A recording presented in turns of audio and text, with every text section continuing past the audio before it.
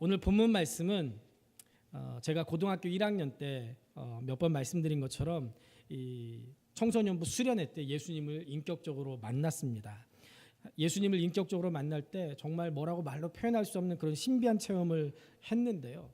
그게 너무 기쁘고 너무 좋아서 그 다음 주에 엄마한테 다시 얘기를 해가지고 허락을 받아가지고 혼자 배낭을 싸 짊어매고 그 기도원에 혼자 올라갔습니다.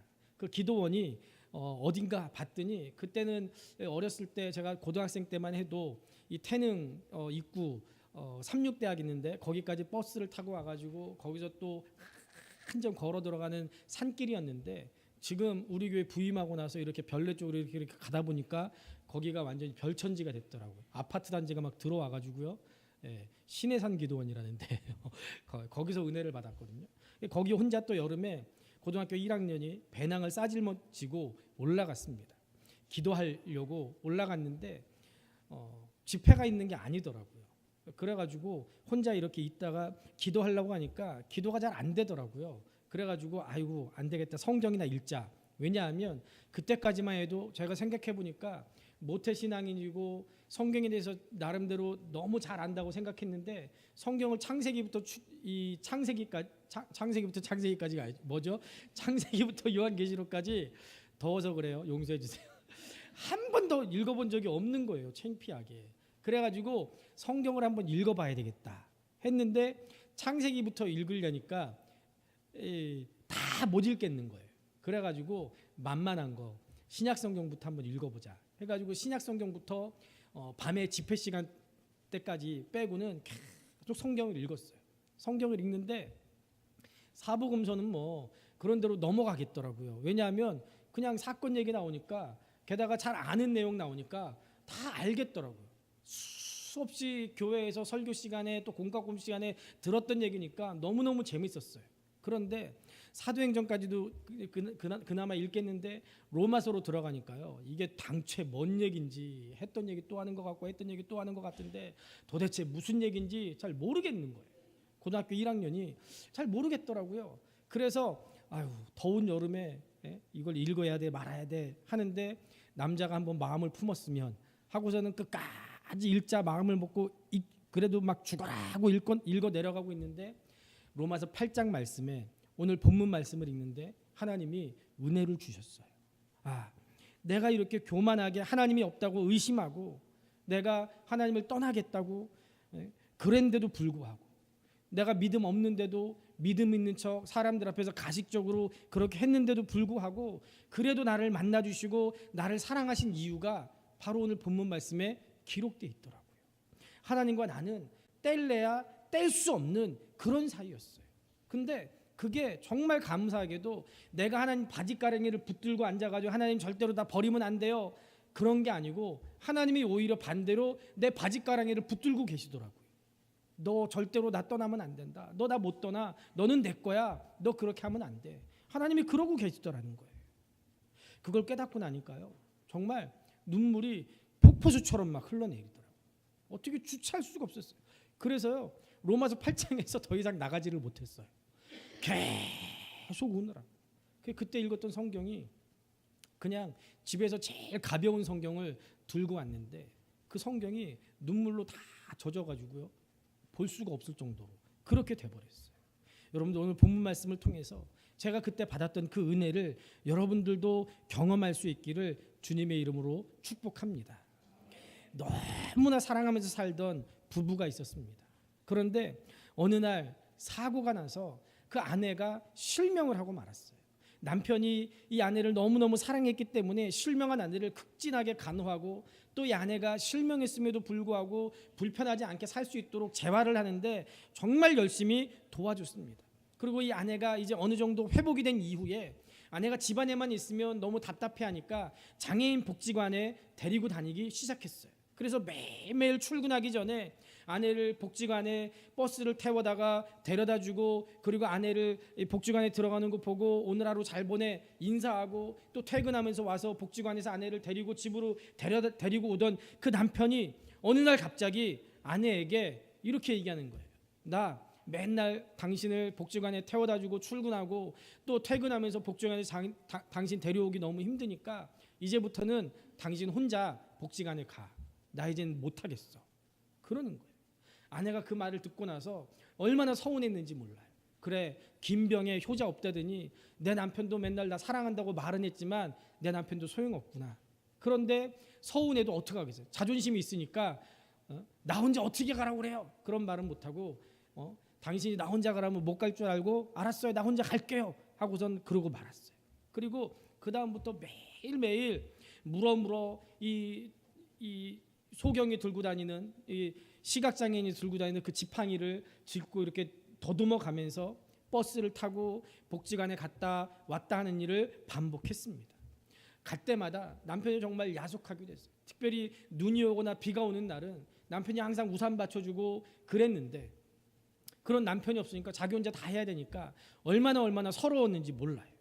그러던 어느 날 여느 때와 같이 복지관에 가는 버스를 타고 가다가 내릴 때가 돼가지고 내리려고 하는데 버스 운전하시는 기사분이 이 아내에게 이렇게 얘기하는 거예요. 부인은 정말 행복하시겠어요? 그러는 거예요. 부인이 그 말을 듣고 부하가 치미는 거예요. 아니, 내가 사고로 멀쩡한 눈이 멀고 멀쩡한 남편이 나 혼자 이렇게 맨날 이렇게 헤매면서 복지관 다니고 여기 부딪히고 저기 부딪히고 온몸에 멍이 가실 날이 없는데 내가 뭐가 행복해? 뭐가요? 하고 쏴붙이듯이 물어봤어요. 그랬더니 그 버스 운전기사가 하는 말이 아니, 부인 매일 남편이 부인이 복지관 가는 길까지 동행해 주니까 맨날 부인 뒤에서 부인이 버스에 타면 부인 뒷자리에 앉아가지고 있다가 부인 내릴 때 되면은 미리 가가지고 먼저 벨을 누르고 그리고 부인 내릴 때 같이 내려가지고 부인이 복지관 들어가는 거 보면 손을 흔들고 다시 버스를 타고 출근하던데 아니 이 정도면 행복한 거 아니요? 그러더라는 거예요. 부인은 몰랐지만 남편이 너무너무 부인을 사랑하니까 이 부인이 홀로 서기를 할 수 있도록 일부러 그렇게 한 거예요. 그러면서도 계속해서 부인이 다칠까봐 부인이 잘못될까봐 매일매일 똑같이 부인 뒤에서 걸어가면서 부인을 지켜주고 있었던 거예요. 여러분들, 사람은 사랑을 먹고 사는 존재예요. 산소가 없으면 우리 사람이 질식해져 죽는 것처럼 우리 사람은 사랑이 없으면 죽을 수밖에 없어요. 외로워서 살지를 못해요. 그래서 우리가 흔히 주변에서 보면은 오랫동안 해로하던 부부가 두 분 중에 한 분이 먼저 돌아가시면 너무 사랑하니까 혼자 남으신 분이 그냥 시름시름 앓다가 금방 따라가시는 분들 굉장히 많더라고요. 또 심지어는 요즘 남편들 보면 아내가 임신하면 남편이 입덧을 대신한다고 하더라고요. 우리 교회는 그런 분이 없더라고요. 네. 오늘 안 왔으니까 망정이지. 네? 그렇더라고요. 그 왜 그러냐면 사랑하니까 그래요. 하나님이 우리 인간이라는 존재를 그렇게 만드셨어요. 혼자 살아가지 않고 사랑하면서 살도록 그렇게 만들었어요. 그래서 사람은 비록 가난하고 어려워도 사랑이 있으면 그 힘으로 충분히 살아갈 수가 있는 겁니다. 물론 요즘 젊은 사람들 보면은 사랑이 밥 먹여줘? 돈이 있어야지. 그런데 그거는요 정말 사랑하는 사람을 만나지 못했기 때문에 그러는 거예요. 사랑하는 사람을 만나면 모든 어려움들 다 이겨낼 수가 있습니다. 그래서 인생에서 가장 중요한 가치는 사랑이에요. 사랑을 받고 사랑을 주며 사는 것보다 더 귀한 것은 이 세상에 없다라고 해도 과언이 아닐 겁니다. 그런데 문제는요, 인간의 사랑에는 한계가 있다는 거예요. 한계가 있다는 거예요. 아무리 사랑해도 우리 인간이 유한하기 때문에 무능하기 때문에 더 이상 무엇을 해줄 수 없을 때가 있습니다. 제가 우리 아이들이 넷이나 되다 보니까 별의별 일들이 많았어요. 근데 남자아이들은 운동신경이 좀 있어서 넘어지더라도 이렇게 좀 머리를 이렇게 좀 이렇게 말면서 안 다치게 넘어지고 하는데 우리 큰딸내미는요 머리가 커서 그런지 넘어지면 그냥 넘어져요. 다치는 건 왜 이렇게 많이 다치는지 응급실을 정말 많이 갔다 왔어요. 응급실을 얼마나 많이 갔는지 몰라요. 근데 제가 응급실 갈 때마다 항상 제가 집에 없었기 때문에 제 아내가 데리고 가고 그랬었는데 하루는 최근에 응급실 간 때가 몇 년 전이었는데요. 제가 이 교회에 있는데 갑자기 아내가 학교에서 우리 드림이 다쳤다고 전화가 왔다는 거예요. 그러면서 허둥지둥대고 막 난리더라고요. 그래가지고 이거 안 되겠다. 이대로 아내가 애를 차에 태워가지고 운전해서 병원 갔다가는 이거 사고 나겠다 싶어가지고 교회에다 얘기를 하고 제가 이제 차를 빼가지고 제 딸내미를 드림이를 데리고 중앙대병원으로 갔어요. 응급실에 갔더니 이 손이 그때 찢어졌던 것 같은데요. 응급실에 갔더니 의사가 와가지고 막 손을 소독을 하고 이걸 꼬매는데 드림이가 무서우니까 벌벌벌벌 떨고 있는 거예요. 손이 아니라 여기래요. 이마래요. 자랑이다. 이마래요. 그런데 그거를 옆에서 꼬매는데요. 꼬매는데 차라리 내 살을 꼬매지. 못 보겠더라고. 못 보겠더라고. 그 드림이가 아빠 무서워요 하면서 자기 손을 잡아달라고 했는데 사실은 내가 무서워가지고 드림이 손을 꽉 잡고 이러고 있었어요. 왜요? 아빠인데도 불구하고 딸이 아파가지고 무서워서 울고 있는데 내가 해줄 수 있는 게 아무것도 없더라고요. 그냥 내가 해줄 수 있는 건 그저 손 붙잡고 아이고 아프지 어떻게 이거밖에 해줄 수 있는 게 없는 거예요. 인간의 사랑이 이렇더라고요. 인간의 사랑이 이렇다. 그래놓고서 갔다 오더니요. 우리 다온이랑 둘이 응급실 놀이를 하고 있더라고요. 응급실을 얼마나 자주 갔던지 응급실 가서 이 접수하는 것부터 접수하고 오세요. 아유 그걸 보고 있는데 속이 터져가지고 정말. 인간의 사랑은요 유한해요. 아무리 사랑한다고 해도 한계가 있더라고요. 더 이상 어떻게 못 해줄 때가 있는 거예요. 여러분들 이런 사진 본 적이 있습니까? 전쟁터에서 죽어가는 엄마의 품속에서 엄마가 지금 죽어가고 있는지 그 사실을 아는지 모르는지 젖먹이 아이가 엄마 품에 안겨가지고 젖을 먹고 있는 사진. 자신이 죽어가는 그 마지막 순간까지 자식에게 젖을 물리는 그 어머니의 마음 정말 눈물겨워요. 그런데 아무리 그 자식을 사랑한다고 해도 그 엄마가 지금 죽어가기 때문에 더 이상 그 자식을 책임지지 못하는 그 어머니의 마음 얼마나 마음이 아팠겠습니까? 유한한 인간이기 때문에 오래오래 사랑하고 싶은데 더 이상 사랑할 수 없을 때 얼마나 많이 있어요. 잡지에 게재된 한 주부의 글이에요. 몇 년 전에 시부모님에게 핸드폰을 각각 선물로 사드렸답니다. 문자 보내는 법을 알려드렸더니 서로에게 시아버지 시어머니가 서로에게 문자를 보내면서 좋아하시더라는 거예요. 그런데 어느 날 갑자기 시어머니가 암에 걸리셔가지고 어떻게 손을 써볼 틈도 없이 갑자기 돌아가셨어요. 며느리가 시어머니 핸드폰을 금방 없애버리기 뭐 해가지고 보관하고 있었어요. 저도 저희 아버지가 한국에 오실 때마다 쓰시던 핸드폰 아버지 돌아가시고 나서 한 3달은 못 끊겠더라고요. 전화가 올 것 같고 문자가 올 것 같고 못 끊겠더라고요. 지금도 그 핸드폰을 제 책상에 넣어놓고 가끔 아빠 보고 싶으면 꺼내가지고 봐요. 그 핸드폰 뭐라고요? 어떻게 없애질 못하겠더라고요. 그러니까 이 며느리도 금방 못 없애고 있는 거예요. 그런데 어느 날 시어머니 핸드폰으로 문자가 왔어요. 시아버지가 문자를 보냈어요. 여보, 나 오늘 늦게 들어가. 그러니까 기다리지 말고 어머니랑 저녁 식사해요. 며느리가 깜짝 놀랐어요. 왜요? 어머니가 돌아가신 지 한 달이 됐는데 혹시 시아버지가 사별의 충격으로 치매라도 걸린 거 아니야? 덜컥 겁이 나버렸어요. 며칠 후에 또 문자가 왔어요. 김 여사, 오늘 비가 오는데 우산 갖고 몇 시에 마중 나갈까? 아니, 내가 미쳤군. 보고 싶소. 이런 문자가. 나중에 알고 보니까 시어머니가 아직 살아있는 것 같아서 시아버지가 평소처럼 보고 싶을 때 문자를 보냈다는 거예요. 우리가 이 글을 읽으면서 정말 아름다운 사랑 이야기 같지만 한편으로는 더 이상 사랑하고 싶어도 사랑할 수 없는 그 아픔이 이 글에 배어 있는 거예요. 여러분, 이게 인간의 사랑이더라고요. 사랑하면서 살아가지만 어쩔 수 없는 부족함이 있는 거, 그게 우리 인간의 사랑이에요. 그러나 감사하게도 우리에게는 무한하신 하나님의 사랑이 있습니다. 성경을 보면 하나님은 모든 사랑이 원천이고 사랑 그 자체다라고 말씀하고 있어요. 요한일서 4장 8절에 보니까 하나님은 사랑이시다라고 말씀합니다. 그리고 하나님의 사랑은 인간의 사랑과 달리 한계가 없는 사랑입니다. 영원하고 완전하고 전능하신 사랑이에요. 예수님은 제자들을 사랑하실 때 어떻게 사랑하셨다고요? 끝까지 사랑하셨다라고 말씀하고 있어요. 하나님의 사랑은 끝이 없는 한량없는 사랑인 줄로 믿습니다. 하나님은 예수 그리스도를 통해서 그 놀라운 하나님의 사랑을 우리에게 부어주셨습니다. 하나님의 놀라운 사랑의 증거, 그 확실한 보증이 예수 그리스도의 십자가예요.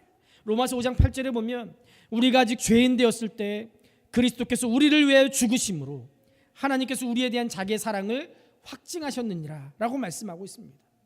우리가 아직 죄인 되었을 때 무슨 얘기입니까? 우리가 아직 하나님을 모를 때, 아직 하나님을 거역할 때, 아직도 범죄할 때, 내가 죄인인지조차도 모르고 있던 그 시대, 그때 그 아들 예수 그리스도께서 십자가에 매달려서 내 대신, 내 죄 대신 죽어주셔서 하나님이 나를 살려주셨다는 거예요. 내가 하나님 앞에 한 번도 하나님 나 좀 살려주세요, 하나님 나 좀 건져주세요, 하나님 나 죄 때문에 어떻게 해요, 나 좀 바라봐 주세요, 나 좀 살려주세요, 그렇게 얘기한 적도 없어요. 하나님께 요구하지도 않았어요. 모르니까. 그런데 하나님이 나를 너무나 사랑하셔서 내가 요구하지도 않았는데 하나님이 내게 가장 귀한 것을 주셨다는 거예요. 그 가장 귀한 게 뭐예요? 부모에게 가장 귀한 것은요, 가장 귀한 것은요, 독생자예요. 자식보다 더 귀한 게 이 세상에 어디 있겠습니까? 하나님께서 그래서 아들 예수 그리스도를 우리에게 주셨어요. 우리가 흔히 사랑을 표현할 때 뭐라고 얘기해요? 제가 우리 다윗이 다온이한테 아빠 사랑해? 얼만큼 사랑해? 그러면은요, 큰애랑 둘째는 이제 그런 거 안 해요. 그러니까 에이씨 그러고 마는데요, 셋째 넷째는요 아직 어리기 때문에 둘이 경쟁을 해요. 하늘만큼 땅만큼요. 누가 하늘만큼 땅만큼요. 그러면 제가 겨우 그거, 그럼 다윗이가 저 멀리 듣고 있다가 아빠 저는요 하늘만큼 땅만큼요 이래요. 그러면 다온이가 또 겨우 그거, 아빠 저는요 이만큼 사랑해요. 그래요. 우리 드림인 저한테 아빠 이만큼 사랑해 한 적은 한 번도 없는데 아빠 이거 다 사주세요 한 적은 있어요. 못된 기집애 같으더라고요. 하늘만큼 땅만큼, 하나님의 사랑은요 하늘만큼 땅만큼 이런 표현으로도 모자라요. 그래서 이렇게 표현해야 됩니다. 예수님만큼 우리를 사랑하신다는 거예요. 예수님만큼. 그래서 성경 공부 교재 중에도요 그런 게 있어요. 예수님짜리. 그런 성경 공부가 있었어요. 무슨 얘기입니까?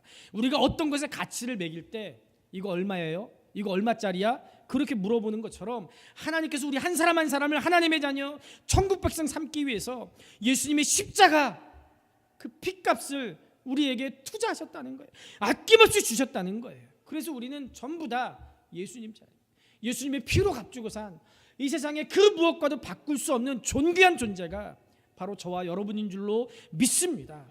예수님의 피는, 생명은 돈으로 계산할 수 있어요, 없어요? 없어요. 무한대예요. 그 피로 우리를 죄와 사망에서 구원해 주시고 자녀 삼아 주신 이 하나님의 사랑 얼마나 크고 놀랍습니까? 우리가 인간적으로 자식을 낳고 기르면서 정성을 기울였기 때문에 우리의 자식 포기하지 못해요. 아무리 우리가 믿음으로 하나님께서 우리에게 주신 자녀는 하나님의 것이니까 우리가 다시 하나님께 드리겠습니다 이래도 안 되더라고요. 저도 결혼하기 전에 제 아내랑 같이 얼마나 다짐을 했는지 몰라요. 우리가 나중에 애를 낳으면 우리 애는 하나님의 것이기 때문에 애한테 뭐 강요하지 맙시다. 학원 보내지 맙시다. 공부 못한다고 닥달하지 맙시다. 웬걸요? 새끼 하나가 태어나고 나니까요, 학교를 딱 들어갔는데요, 그때부터는요 다른 애들은 뭐 하나, 다른 애들은 뭐 배우나, 다른 애들은 어떻게 하나, 다른 부모는 뭐 하나, 조바심이 나는 거예요. 조바심이 나는 거예요. 쪽지 시험 하나 보고 와도요 그 점수 때문에 일희일비 할 수밖에 없더라고요. 왜요? 기른 게 아까워서요. 정성을 쏟은 게 아까워서요. 그냥 어떻게 못하겠더라고요. 그렇다면 하나님은 독생자 예수 그리스도를 투자하시고 우리를 얻으셨는데 우리를 어떻게 포기하실 수가 있겠습니까? 우리가 얼마짜린데 그냥 마음대로 살도록 우리를 포기하시겠습니까? 하나님은 예수님 때문에 우리 한 사람 한 사람을 절대로 포기하실 수 없습니다. 우리를 무한대로 사랑하세요. 그래서 하나님의 사랑은 끝이 없는 사랑인 줄로 믿습니다. 예레미야 31장 3절에 보면 내가 영원한 사랑으로 너를 사랑하기에 인자함으로 너를 이끌었다라고 말씀합니다.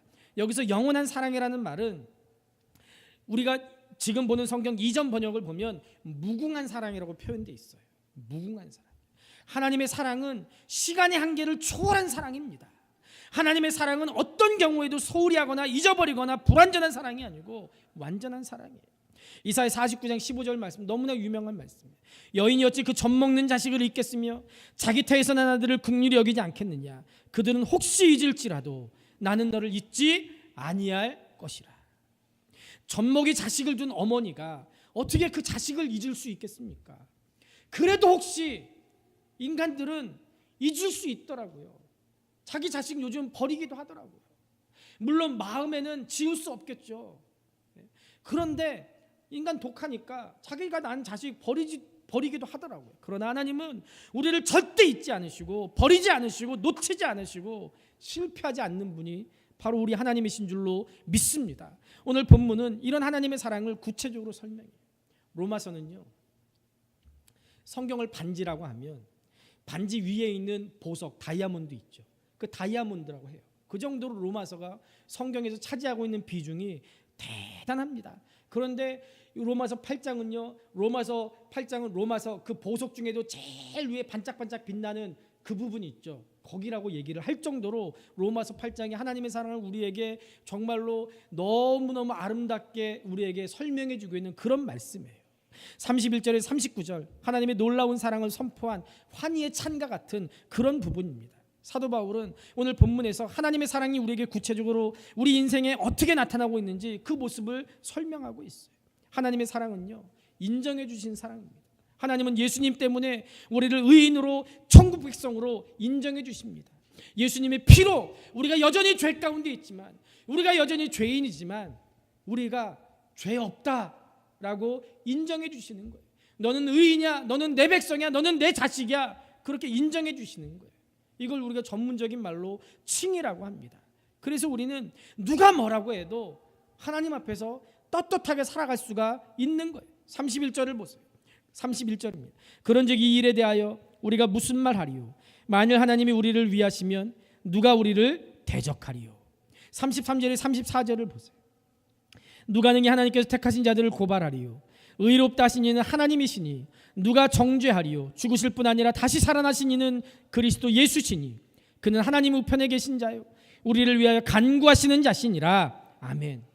예수님이 우리의 모든 죄값을 십자가에서 다 치러주셨고 우리를 의롭다 하기 위해서 부활해 주셨는데, 그리고 하나님 보좌 우편에 올라가신 이후에도 계속 지금도 우리를 위해서 기도하고 계시고 우리를 변호해 주시고 우리 편을 들어주시는데, 누가 감히 우리를 정죄할 수 있겠습니까? 누가 감히 너 최 목사, 네가 어떻게 목사 자격 있어? 네가 감히 어떻게 강단에서 이렇게 설교할 수 있어? 너 내려와! 누가 이럴 수 있냐는 거예요. 누가 감히 우리를 나쁜 사람이라고 고발하고 누가 감히 우리를 정죄할 수 있겠냐는 거예요. 누가복음 15장 11절에 32절에 보면 그 유명한 탕제의 비유가 나옵니다. 둘째 아들이 아버지를 졸라서 유산을 타낸 후에 멀리 떠났어요. 허랑방탕하게 살면서 그 많던 재산 다 탕진하고 거지가 돼서 돼지가 먹는 쥐염 열매, 돼지랑 같이 그거 먹겠다고 돼지랑 같이 싸우고 그러다가 그제서야 내가 이게 뭐 하는 짓이냐 회개하고 아버지께로 돌아옵니다. 아버지께 돌아올 때 무슨 마음이었어요? 내가 아버지 아들 다시 하면은 내가 미친놈이야. 그냥 아버지 집에 가서 내가 종노릇하면서 먹고나 살자. 아버지가 내가 아무리 미워도 그 정도는 해주시겠지. 그런 마음으로 아버지 집에 돌아왔어요. 그런데 아들을 만난 그 아버지 어떻습니까? 과거를 묻지 않아요. 야, 너 이 꼴이 뭐냐? 너 그 많던 돈 다 어디다 썼어? 무슨 짓 한 거야? 야, 이게 무슨 꼴이야? 너 이 꼴을 하고 나한테 돌아올 수가 있어? 다그치지 않아요. 그냥 무조건 받아줍니다. 게다가 자기 반지를 빼줬어요. 그게 무슨 얘기예요? 이 아들은 내 상속자라는 얘기예요. 이미 상속받아서 한번 나갔는데 그거 다 털어먹었는데 이 아들은 그래도 여전히 내 상속자라는 거예요. 그 반지를 빼줬어요. 그리고 돌아온 탕자를 위해서 잔치를 벌이는데 이런 아버지를 도저히 이해할 수 없었던 큰아들이 아버지한테 불평을 합니다. 자기에게는 소홀하면서 어떻게 저런 나쁜 자식 어떻게 저렇게 잘해줄 수 있느냐 이거예요. 그런데 그래도 끝까지 아버지가 그 작은 아들 감싸줍니다. 얘야, 죽었다가 네 동생 살아서 돌아왔는데 무슨 소리냐. 이거 즐거워하는 거 당연한 거야. 이게 바로 하나님의 사랑인 줄로 믿습니다. 용서해주는 사랑, 감싸주는 사랑이에요. 편들어주는 사랑이에요. 허물을 보지 않는 사랑이에요. 어떤 경우에도 예수님 때문에 인정해 주시는 그런 사랑이 바로 우리 하나님 아버지의 사랑인 줄로 믿습니다. 한 고등학교에서 학생들이 동맹휴학을 벌였대요. 체벌 교사를 처벌해달라고 요구를 했는데 학교 당국이 그걸 거절하고 주동학생들을 징계하려고 하니까 전체 고등학생들이 수업을 거부한 거예요. 운동장에 모여있던 학생들이 수업을 거부하고 모여있던 학생들이 갑자기 누가 선동을 해서 교무실로 우르르 몰려갔어요. 교사들이 학생들이 막 그냥 시커먼 애들이 막 그냥 교무실 몰려오니까 무서워서 다 피해버렸는데 유독 나이가 지긋한 선생님 혼자 남아서 학생들을 막 호통을 쳤습니다. 야 이놈들아 이게 뭐 하는 짓이냐 빨리 나가지 못해 호통을 쳤어요. 그런데 흥분한 학생 몇 명이 선생님을 구타하기 시작했어요. 선생님이 나이 든 선생님이 건장한 고등학생 애들이 달려들어서 막 때리는데 어떻게 해요? 저항도 하지 못하고 그냥 당하는 거예요. 그런데 가만히 보니까 이상한 것이 손으로 학생들이 때리는 몸이나 이런 데를 가리는 게 아니라 손으로 자기 눈만 가리고 있는 거예요. 선생님이 눈만 가리고 있는 거예요. 그리고 그 일이 있고 나서 사태가 수습되고 나고 나니까 학생들이 이제 깨달았어. 야, 우리가 이거 정말 큰 일을 했구나. 이거 우리 나쁜 짓 했구나. 그래가지고 그 선생님에게 찾아가서 무릎을 꿇고 빌었습니다. 죽을 죄를 졌습니다, 선생님. 그랬더니 그 아이들한테 맞은 선생님이 야, 너희들 잘못을 뉘우쳤으니까 괜찮아. 내가 다 용서해서 잊었어. 그렇게 하니까 안심이 된 학생 중에 한 명이 물어봤어요. 꼭 이런 애 있죠. 그럼 그냥 가지. 뭘 또 물어봐. 선생님, 근데 그때 왜 이렇게 눈을 가리고 계셨어요? 철없이 우리 다음이 같은 애였나 봐요. 물어봤어요. 그랬더니 선생님이 웃으시면서 이렇게 대답했어요. 아, 그거 나를 때리는 학생이 누군지 보고 싶지 않아서 나도 사람이기 때문에 내가 나를 때리는 애들 눈으로 보면 두고두고 그 아이들 나쁜 감정을 품게 될까 봐 내가 그 아이들 보이지 않으려고 눈을 가린 거야. 그 말씀을 듣고 학생들이 그만 울음을 터뜨리고 말았답니다. 여러분, 하나님의 사랑은 바로 이렇습니다. 하나님은 예수님 때문에 우리의 허물과 죄를 보지 않으세요. 우리가 예수 믿는데도 불구하고 여전히 죄 가운데 살아요. 예수 믿는데도 불구하고 여전히 우리가 예수 믿지 않은 사람들과 다를 바 없는 그런 삶을 삽니다. 그럼에도 불구하고 하나님은 오늘도 우리를 받아주세요. 내가 하나님 앞에 예배드리러 올 때 야, 너 월요일부터 토요일까지 네가 그렇게 살아놓고 나한테 예배드리러 와? 다시 가. 나 네 예배 안 받아. 하나님 한 번도 그러신 적 없더라고요. 그저 하나님 앞에 오면 하나님이 아이고 잘했다 하고 나를 꼭 안아주시는 것 같아요. 꼭 안아주시는 것 같아요. 그 하나님의 사랑을 너무 깊이 깨달으신 분들은 교회 오기만 하면 아버지 품에 안긴 것 같아서 꼭 주무시는 거예요. 너무 편하니까요. 얼마나 하나님의 품이 편한지. 그 여러분들 교회 와서 주무시는 거 그거 그렇게 나쁜 거 아니에요. 네? 나쁜 거 아니에요. 저도 군 생활할 때 훈련 받고 너무너무 힘들게 일주일 동안 지내다가 교회 가면은요 얼마나 은혜가 되는지 몰라요. 일주일에 교회 가는 그 시간 주일 오전만 그렇게 기다리고 있어요. 그러다가 교회 가가지고 딱 앉아가지고 찬송하면요 눈물이 줄줄줄 나요. 그냥 교회 가서 앉기만 해도 왜 이렇게 눈물이 나는지. 그래도 예배를 시작하기만 하면 그때부터 영의 세계로 들어가요. 저도 모르게. 너무 편하니까 너무 좋으니까 긴장이 풀려서 그런 것 같아요. 그래서 군대에서 예배 드린 거는요 그냥 울다가 잔 거 그거밖에 생각이 안 나요. 여러분, 우리 하나님은요 우리를 다 받아주세요. 우리를 사랑스러운 아들, 딸로 보십니다. 그 사랑을 기억하고 세상에서 누가 뭐라고 하든지 기죽지 말고 늘 담대한 모습으로 살아갈 수 있기를 주님의 이름으로 축복합니다. 두 번째는 공급해 주시는 사랑. 본문 32절을 보세요. 자기 아들을 아끼지 아니하시고 우리 모든 사람을 위하여 내주시니가 어찌 그 아들과 함께 모든 것을 우리에게 주시지 않겠느냐라고 말씀합니다. 무슨 말입니까? 하나님은 우리에게 이미 가장 소중한 예수님을 주셨어요. 그러면 그 나머지 우리에게 필요한 모든 것 주시고도 남지 않겠냐는 거예요. 우리가 지금까지 살아온 것도 사실은 하나님께서 우리에게 영육간에 모든 은혜를 베풀어 주셨기 때문에 우리가 사는 거 아닙니까? 우리가 살아온 시간을 되돌아보면 하나님이 우리의 발걸음을 인도하지 않은 적이 한순간도 없어요. 모든 게 다 하나님의 은혜더라고요. 또 앞으로 남은 생에도 우리에게 얼마나 많은 것들이 필요합니까? 이 모든 거 하나님이 책임져 주실 줄로 믿습니다. 선교사님들, 필리핀 선교사님 중에 한 분이요 그러시더라고요. 목회자들 연금을 드는 그런 얘기를 하고 있었는데요. 우리 교단도 목회자들은 다른 교단에 비해서 늦었지만 담임 목사들은 교단에 연금을 납부해야 돼요. 선교사들도 연금을 내더라고요. 연금을 내더라고요. 담임 목사는 그래도 한국에서 목회하는 분들은 은퇴하고 나면 뭐 어쨌든지 저쨌든지 그래도 한국에 있으니까 뭐 이렇게 저렇게 먹고 살 방법이 있을 것 같아요. 그런데 선교사님들은 너무 궁금한 거예요. 선교 현지에서 사역을 마치고 은퇴하시면 어떻게 사실까?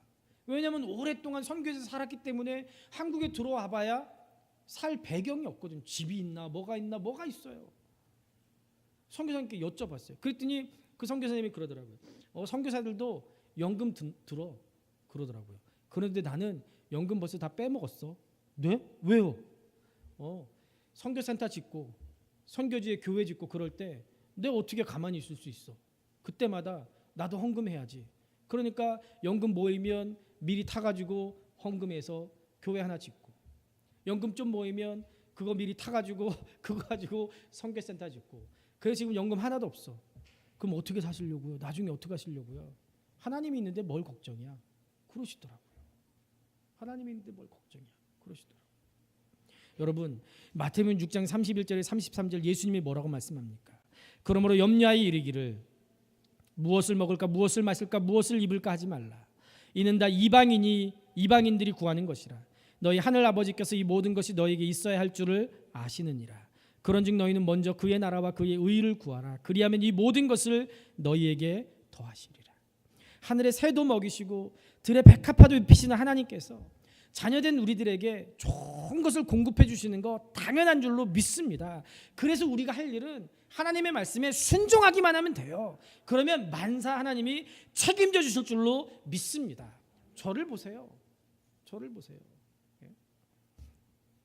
제가 교회 부목사로 20년 가까이, 또 이렇게 작은 교회 담임 목사로 살면서 상식적으로는요 생활이 안 돼요. 살 수가 없어요.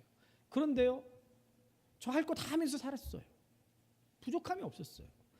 심지어 애들을 4씩이나 낳았어요. 우리나라에 애를 4씩이나 낳은 사람은요 정말 부자거나 아니면 대책 없거나 둘 중에 하나죠. 저는 뭐예요? 둘 다예요. 대책도 없고 정말 부자거든요. 제가 부자가 아니라 우리 하나님이 부자시니까 하나님이요 때마다 일마다 채워주시더라고요. 채워주시더라고요. 우리 드림이 아까 이마 째져가지고 병원 간 날 통장에 돈이 한 푼도 없었어요. 통장에 돈이 하나도 없었어요. 어떻게 해요? 그래도 애가 피가 철철 나는데 병원에 데려가야 되잖아요. 병원에 데리고 갔어요. 병원비가 17만 얼마 나오더라고요. 냈어요. 어떻게 냈는 줄 아세요? 그날 오전에 제가 신약 파노라마라고 성경 공부를 했는데요. 어떤 권사님이 제 아내에게 봉투를 줬대요. 사모님 이거 애들하고 맛있는 거 사드세요 하고 봉투를 줬대요. 제 아내가 그 봉투를 받더니 저한테 그러더라고요. 자기야 오늘 고기 사줄게 내가 그러더라고요. 그래서 기대하고 있었는데 하나님이 고기 사 먹으라고 주신 돈이 아니고 응급실에 가라고 주신 돈이더라고요. 20만 원 들어있더라고요. 그래서 17만 얼마 응급실에서 그거 내고 나머지 2만 얼마 남은 거 가지고 마트에 가서 삼겹살 사다가 구워 먹었어요. 우리 원래 계획은 우아하게 이렇게 딱 이렇게 하고 앉아가지고 맛있네 이거 하려고 그랬는데 하나님이 그렇게 채워주시더라고요. 채워주시더라고요. 여러분 우리의 노후 대책은요 하나님이세요. 하나님이세요. 하나님이 다 책임져 주실 줄로 믿습니다. 모든 걸 공급해 주신 하나님의 사랑을 의지해서 믿음으로 살아가는 여러분들 될 수 있기를 주님의 이름으로 축복합니다. 마지막으로 보호해 주시는 사랑이에요. 35절에서 37절 같이 읽겠습니다. 시작. 누가 우리를 그리스도의 사랑에서 끊으리요 환난이나 공고나 박해나 기근이나 적신이나 위험이나 칼이랴. 기록된 바 우리가 종일 주를 위하여 죽임을 당하게 되며 도살당할 양같이 여김을 받았나이다 함과 같으니라. 그러나 이 모든 일에 우리를 사랑하시는 이로 말미암아 우리가 넉넉히 이기느니라. 바울 당시 성도들은 세상에 많은 핍박과 시련을 당하면서 살았습니다. 그만 못하지만 우리도 마찬가지로 예수 믿기 때문에 이런저런 어려움들, 고난 가운데 살아요. 예수 믿으면 우리 안에 있는 모든 고난들이 순식간에 날아가 버리나요? 그렇지 않더라고요. 예수 믿는데도 불구하고 우리가 똑같이, 아니 어쩌면 예수 믿지 않는 사람들보다 예수 믿기 때문에 더 많은 고난을 당해요. 우리가 예수 믿고 하나님의 자녀가 됐어도 천국 들어가기 전까지 험한 세상에서 살아갈 수밖에 없습니다. 우리가 스스로 지킬 수 있어요? 없어요? 없어요. 하나님이 지켜주셔야만 됩니다. 하나님은 하나님의 자녀이기 때문에 우리를 충분히 온전히 지켜주시는 줄로 믿습니다.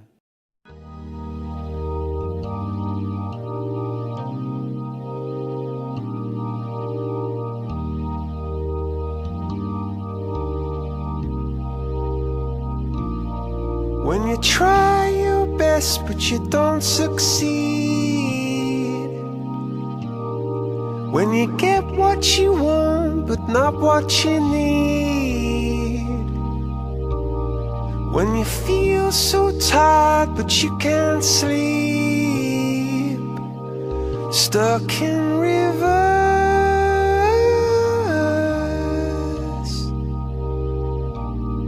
and the tears come streaming down your face,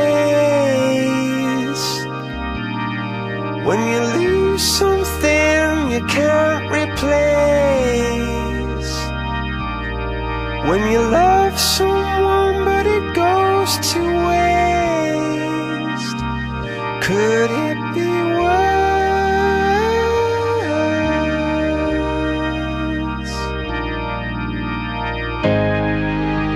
Lights will guide you home and ignite your bones, and I will try to fix you.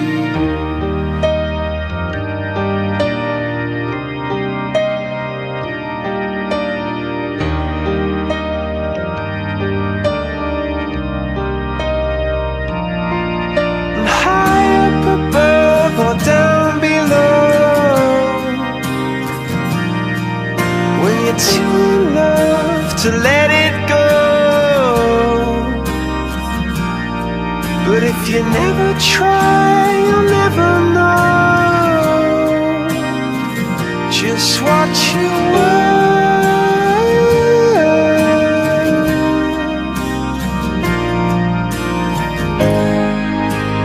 Lights will guide you home and ignite your bones, and I will try to fix you.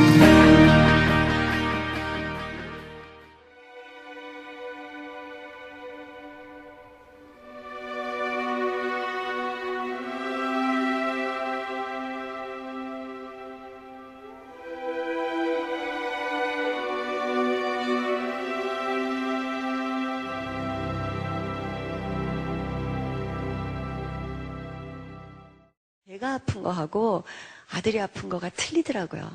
제가 아픈 거는 하나님의 은혜로 족한데 아이가 아픈 거는 도저히 견딜 수가 없더라고요.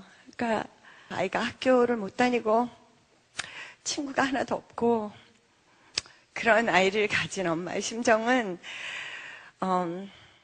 말로 설명을 할 수가 없거든요.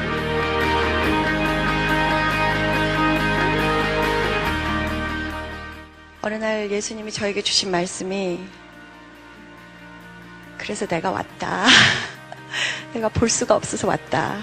그 말씀을 저에게 주셨어요.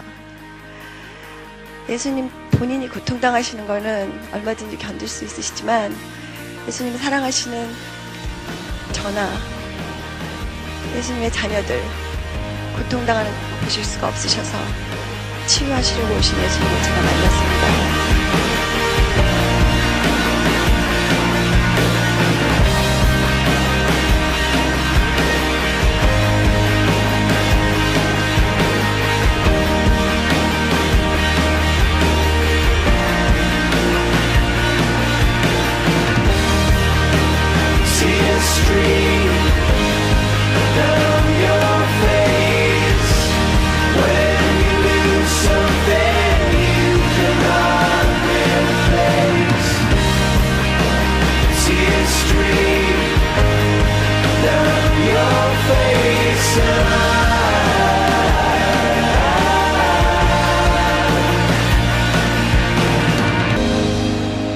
lights will guide you home and ignite your bones, and I will try to fix you. 이게 바로 하나님의 사랑입니다. 요즘 딸을 둘씩이나 키우는 아빠로서, 아니 자식을 넷씩이나 키우는 아빠로서 뉴스 보기가 너무 겁이 나요. 게다가 우리 딸들이 좀 이쁩니까? 요즘 등하교 시간에 학교 앞에 나가 보면은요, 부모들이 애들 학교에 데려다주고 학교에서 데려오려고 학교에 그냥 새카맣게 몰려 있어요.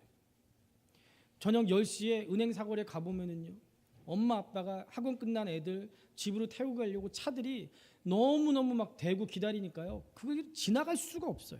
왜 그런 거예요? 왜 그런 거예요?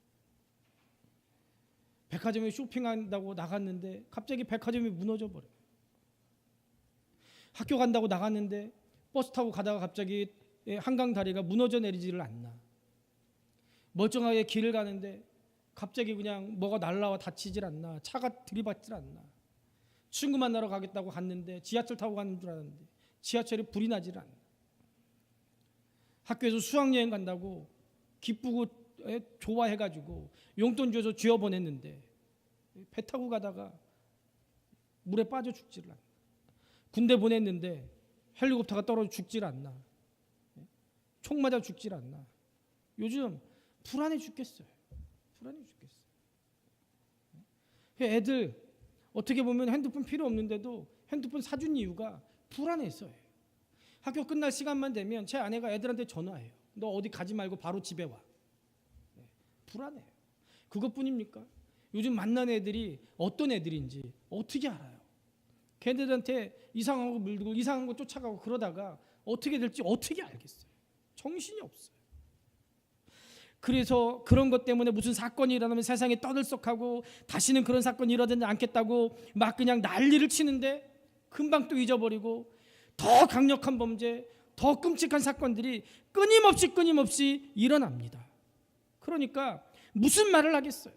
대책은 세워야겠지만 아무리 인간적으로 노력해도 우리 부모가 졸졸졸 따라다니면서 지킬 수 있는 일도 아니고 졸졸졸 따라다니면서 지킨다고 해도 무슨 사건이 일어나는 거 내가 어떻게 지키겠어요? 나도 같이 죽는 거죠. 결국은 하나님이 보호해 주시지 않으면 어떻게 할 수 없는 거예요. 사도 바울은 험한 세상이지만 보호해 주신 하나님의 사랑이 있기 때문에 염려하지 않았다라고 그렇게 간증합니다.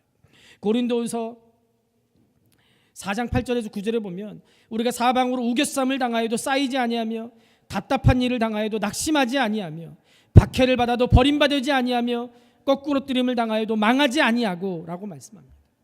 정말 바울이 얼마나 많은 위험을 당했어요. 그러나 하나님이 보호해 주셔서 망하지 않았다라고 당당하게 증거합니다. 이런 사랑이 있기 때문에 우리가 혼자 감당할 수 없기 때문에 우리가 이 세상에서 혼자 허덕거리면서 어떻게 할 수 없는 그 상황을 우리 하나님께서 우리를 너무나 사랑하셔서 그냥 두고 볼 수 없어서 어떻게 하셨어요? 담장을 뛰어넘어서 우리에게로 오신 거예요. 우리가 생각할 수 없는, 상상도 할 수 없는 일이지만 하나님이신 예수님이 담장을 뛰어넘었어요. 인간의 몸을 입고 그 인간 세계로 내려오셨어요. 그래서 우리를 안아주시고 우리 손 붙잡아 주시고 때로는 우리를 업고 우리가 살아가야 될 그 길을, 내가 걸어가야 될 그 길을 예수님이 친히 함께 가주시는 거예요. 지금도 우리 주님께서 그렇게 우리와 함께하고 계시는 줄로 믿습니다. 그래서 우리는 세상에서 질래야 질 수 없어요.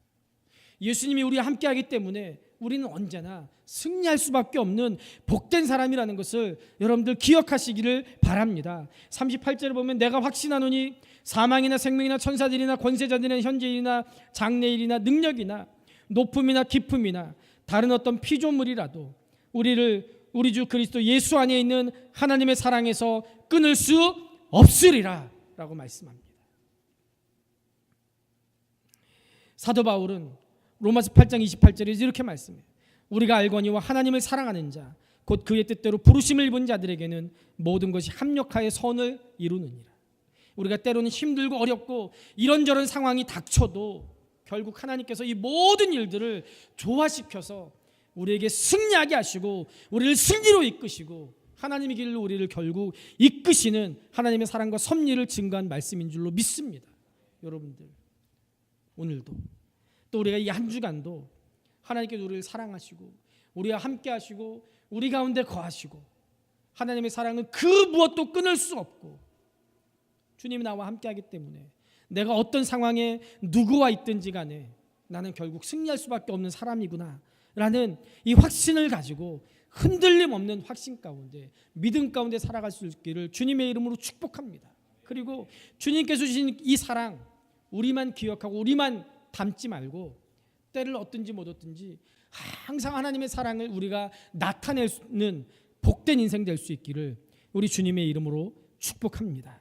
우리 이 시간에 함께 하나님 앞에 통성으로 기도합시다. 하나님, 우리 하나님의 사랑을 깨닫고 하나님의 사랑을 전하고 날마다 주님과 동행함으로 승리하는 복된 인생 되게 해 주시옵소서. 우리 같이 함께 하나님 앞에 통성으로 기도하겠습니다.